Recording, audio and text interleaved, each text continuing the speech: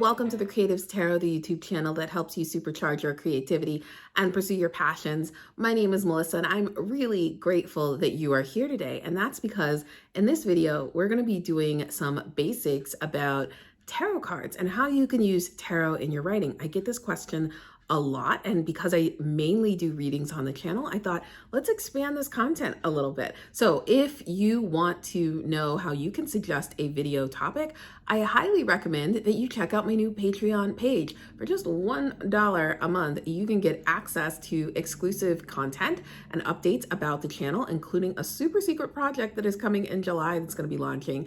And you get influence over the content and videos that we create. But let's get into the actual video content today. What are we talking about? And why am I holding this notebook right here? Because this is what we're talking about. Stay tuned. Check it out. Let's go. Okay, so before we dive into creating our story prompt, we've got to talk a little bit about the resources that I'm going to be using to build it. So I want you to know and understand what types of decks I'm actually using. So the first one is the Archetype cards. These are by Carolyn Miss. If you've been following my channel for a while, you already know about these cards. I did a review. I'll link it somewhere down there in the description. And you can go check out that video and read all about the pros and cons of this particular deck. There's a lot of interesting things in it. The cards look like this. So there is a different type, archetype at the top, and you have a light attribute and a shadow attribute, and you can kind of choose which one you want to use for your own storytelling. It also comes with a guidebook that you can reference to get more information. But for today, you won't actually need this because I'm going to give you all the information just as a prompt to get you started. The second thing I'm using is the Light Seers Tarot deck. So again, this is a deck that I use all the time. I love the imagery. It's bright, it's visual, it's very vivid. And so that sparks a lot of creativity in me. Again, you don't need your tarot deck for this, but if you're going to recreate how I do story prompts, I would encourage you to get a deck that is very visual and is going to inspire your imagination versus something that is a little structured or more minimalistic in the design and the style. The third thing that we're going to be using is something that I created myself. And I don't really have a name for it, but I write a lot of supernatural, paranormal, magical realism stuff. And so I was always struggling to remember, like, what kinds of creatures do I have? What kind of abilities do they have? So I just created this little tiny deck here with different types of characteristics and creatures and settings. So I call this my paranormal world building toolkit. So we're going to be using that. So if you like supernatural, fantasy, paranormal type stories, this is something that you'll want to include in your story prompt. And then the last thing I'm using is this. And this is the Story Engine. I'm super excited. I love using this. It's been a lot of fun. And this is something that it's not too expensive. It was launched in a Kickstarter, I think last year. I picked mine up about a month ago. Really enjoyed using it so far. There is an active Kickstarter campaign out right now. So if you like what you're seeing, you can buy the first version or you can buy the second one for world building. Again, not super expensive. It's a lot of fun. And I'll walk you through this. I am going to do a full review shortly, but there's all different types of cards you can see, and they just have different elements of story, and there's a lot of flexibility. So like I said, I haven't done the review yet. It's coming, so stay tuned. But I just want to flag that there is a Kickstarter campaign out for the second version of this. Well, it's not really a version. It's an expansion on this. So if you want to get access to that and it's focused on world building, go check out the Kickstarter campaign. I'll link that down below. That's it. Those are the tools we're going to be using. We'll also have an image or a photo that is going to inspire us. So you'll definitely want to have that or use that or leverage that as well. Okay, let's go. Let's get started. Okay, so the first thing that we're going to do is look at our image. This image is what is going to give us inspiration for our prompt. And the one thing that you want to remember when you're choosing an image is choose something that makes you ask questions. Questions like, what are they doing? What's going on in this scene? Where are they going? Why are they doing that? Who's in the scene and what is their story, right? So you need to choose something that is going to spark those kinds of questions. I love this because there's a lot of flexibility, but there's some parameters with the location and the weather that can spark specific storylines. So I will drop the link to this on my Pinterest board down below. So if you want to click it and pull it up onto your screen or your monitor while you write your prompt, you can totally do that. Let's keep going. Next thing we're going to do is look at the cards.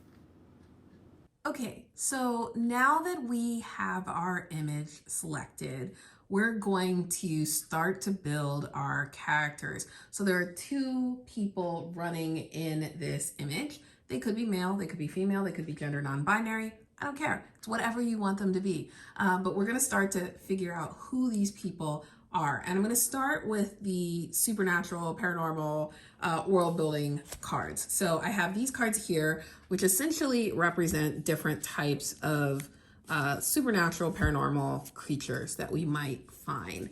So I'm just going to pick one of these to get us started.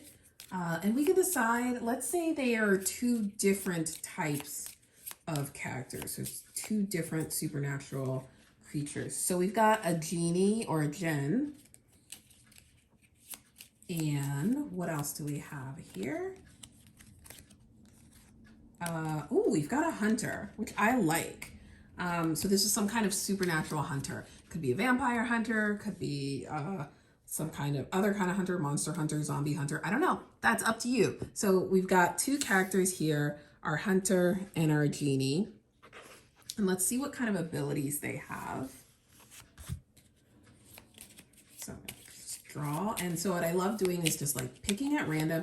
And if you pull something that doesn't work or that you're like, that doesn't quite feel right for this story, toss it and pull something else. So we have a shape-shifting genie. And let's see, who's our hunter? Let's say our hunter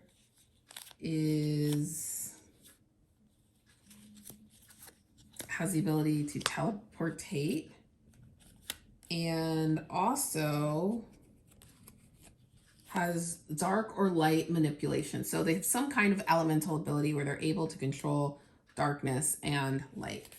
Okay, so those are the first few things of our characters. The other thing I'm gonna play around with is like the world and the setting. So we know a little bit about this from the image, right? It's snowy, it feels a little bit deserted, and they're obviously running. I don't know if they're running for something, from something, or to something, we don't know. But what kind of world is this? And so I'm gonna say that this is a mountain town. And let's see. Let's say it has a communal, kind of a communal feel. And that can mean whatever you want it to mean. So that could be a cult. It could be, I don't know, it could be a compound, a commune. It could be whatever you want it to be. All right, so there's a couple of different things that I would use. The next thing that I want to do is pull out some of our character archetype cards. So let's get a character archetype for our prompt. We'll do one for each character. Okay, so we have the Fool. And now I could use this for the Hunter, but I kind of like using this for our Genie because it just kind of feels like a Genie would be a character that is a little bit more foolish. And then let's see if there's one for the Hunter that fits really well.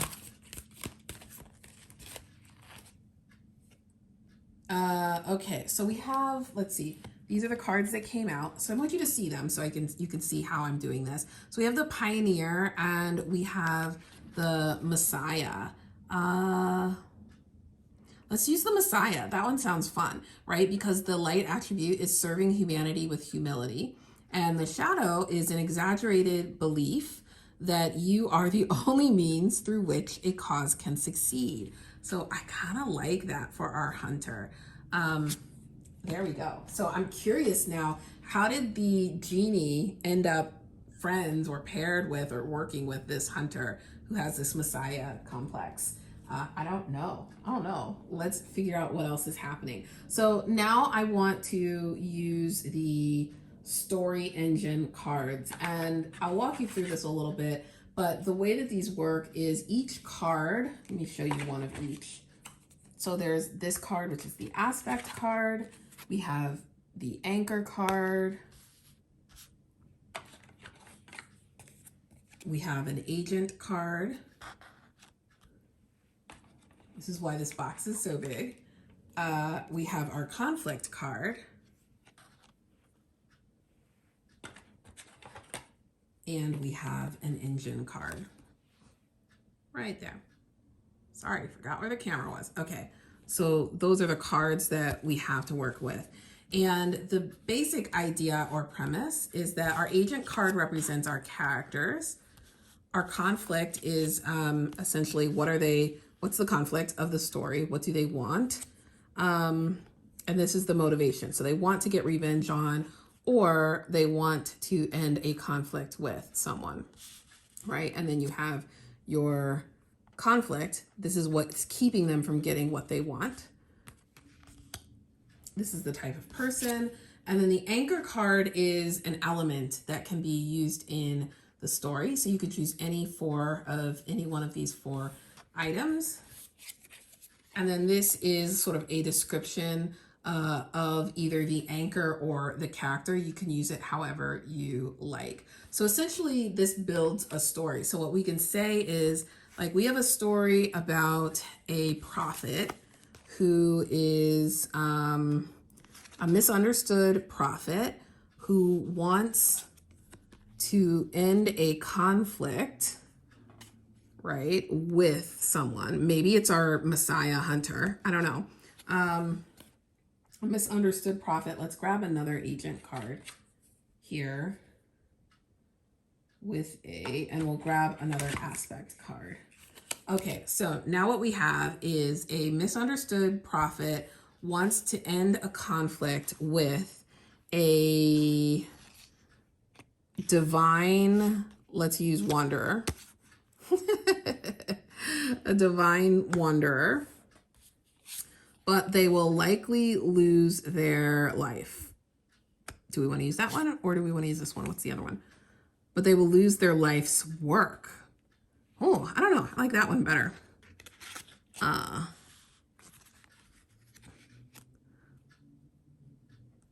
I do that right? There we go. A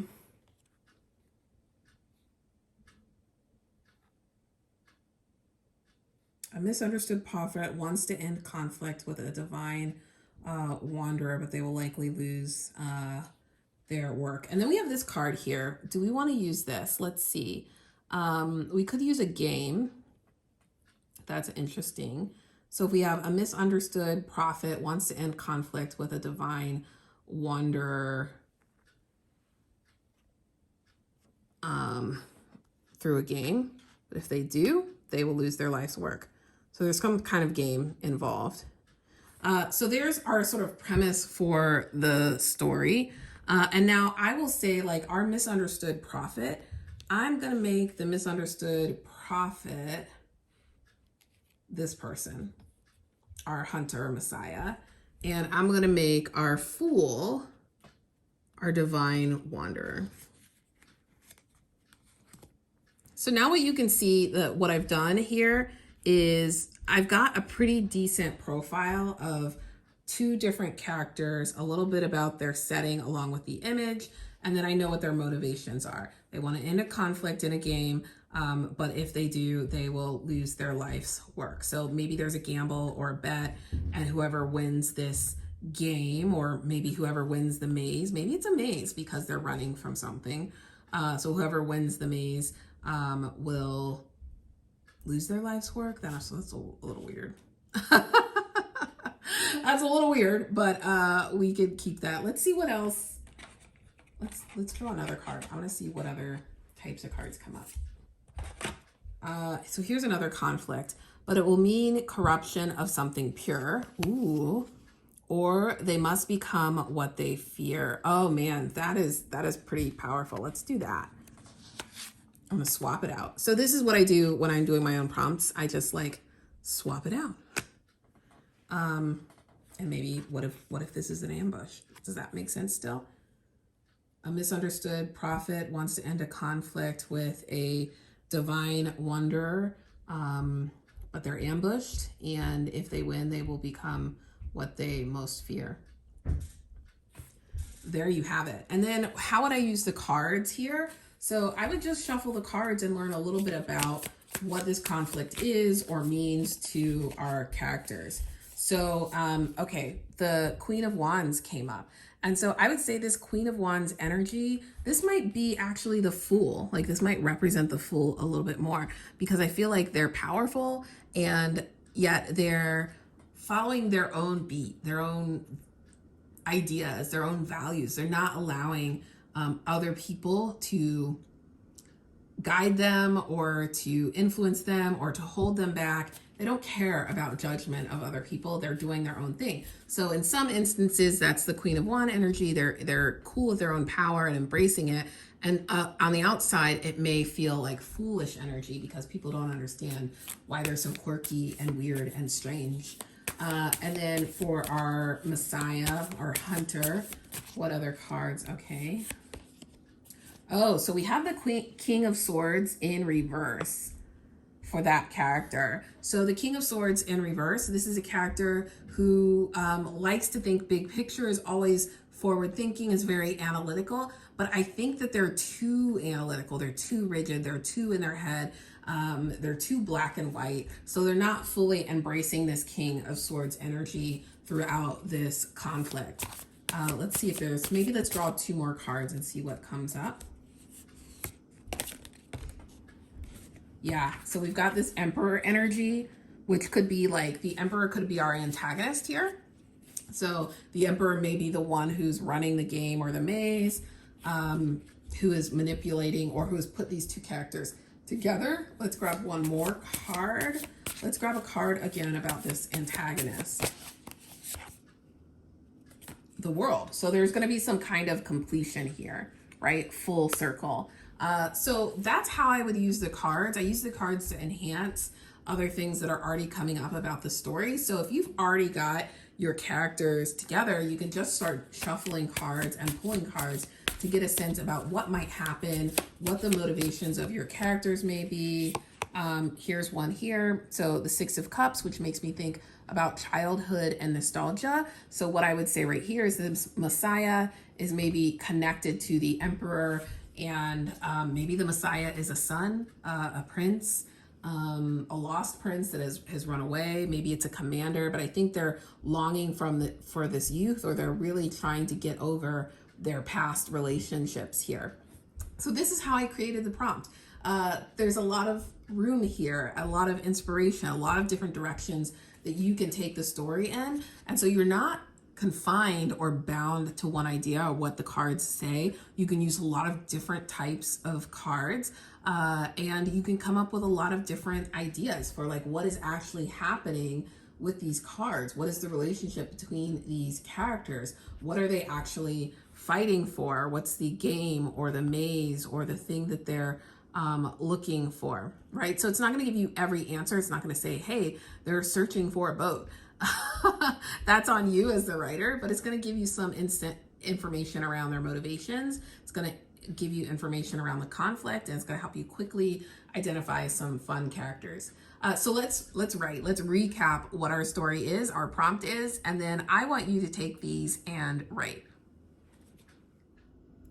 Okay, friends, so I hope you found that helpful. I cannot wait to see what you create, what you come up with using this as a story prompt. You can see this is super robust. One of the things that I don't like about those books that you get with like 1,000 story prompts is that there's one sentence and it's not really a lot to go on. And so I spend a lot of time with anxiety and frustration because I'm not able to just have a story pop into my head based on that one line of description or that single image or photo. So what I love to do is pair those up with cards. You give me a one-line prompt or one-line image, and then I can play with these cards and I can throw ideas out and then I can change them. So it's spontaneous. It's kind of like your own game of improv, and you can just give yourself different situations, scenarios, character types, archetypes, conflicts, motivations, stakes, just throw them out there and then start to play that way.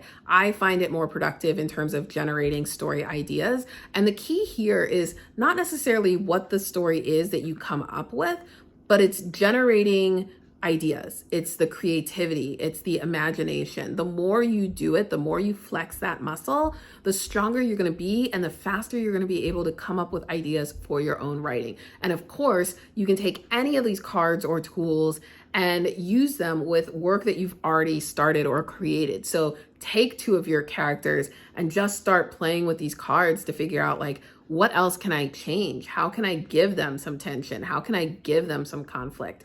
And see what happens. This is also a great way to create a small little bonus short story with your characters, or a spin-off series if you want to do something in the same world, but you want to do a quick novella or a flash fiction piece with those characters for newsletters or something like that. Have at it. This is a great way to think about stuff that's not connected to the larger, bigger plot of your novel or your film. So I hope you enjoyed this. I hope it was helpful. Let me know if you tried this and how it worked out. Also, if you want to read my story with this creative prompt, it will be on my Patreon page. I have a new Patreon account that's just launched. And for just $1 a month, you can get access to that, as well as more creative Write With Me prompts and story ideas that I'll be using just for Patreon members. So don't forget to check that out. It's a great way to support the channel, and it allows me to continue buying fun decks and resources and tools like this, and also making the videos, hosting the websites, upgrading my camera equipment, etc. So if you've noticed the videos have gotten better, that's why. It's all thanks to you, your subscribers, the tarot reads that you buy, and hopefully your Patreon support. All right, take care. Have a wonderful day. We'll talk soon. Goodbye. Go write. Go write. What are you waiting for? Write.